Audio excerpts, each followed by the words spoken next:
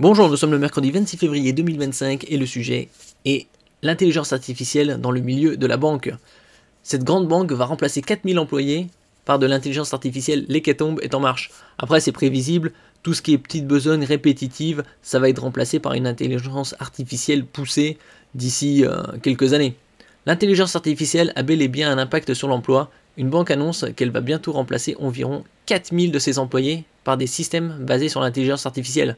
Après, plus ou moins performants. Et plus ce sera performant, plus ça montera en grade, et plus il y aura d'employés remplacés.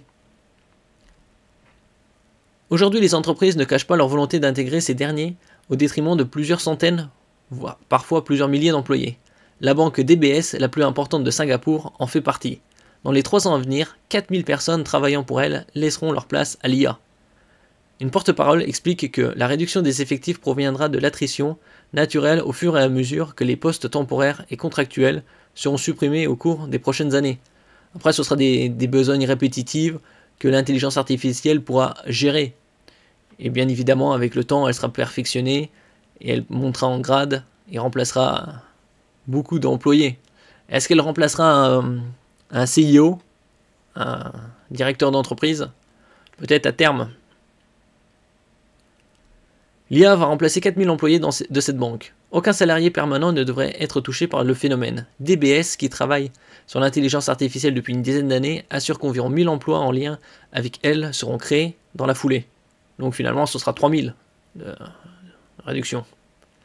Une maigre consolation pour les gens laissés sur le carreau. Bon, ça c'est évident. Après, ils devront s'améliorer ou trouver d'autres postes. Grâce aux 800 modèles d'IA déployés par la banque à ce jour, les économies réalisées en 2025 devraient être de l'ordre de 710 millions d'euros. Difficile de rivaliser avec ça.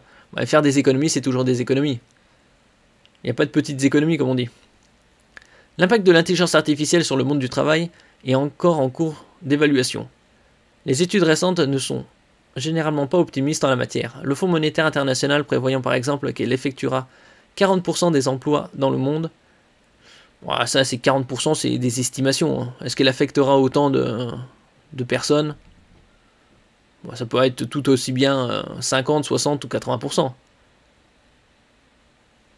Dans la plupart des scénarios envisagés par l'organisation, l'IA risque d'aggraver les inégalités globales. Apprendre à s'en servir de manière responsable devient plus que jamais une nécessité pour éviter le pire dans les années qui viennent.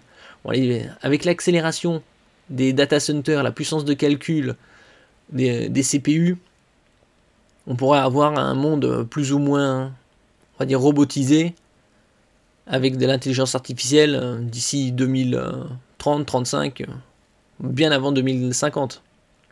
À la vitesse où tout ça se déploie, et les améliorations en R&D. Merci pour votre écoute, et à la prochaine.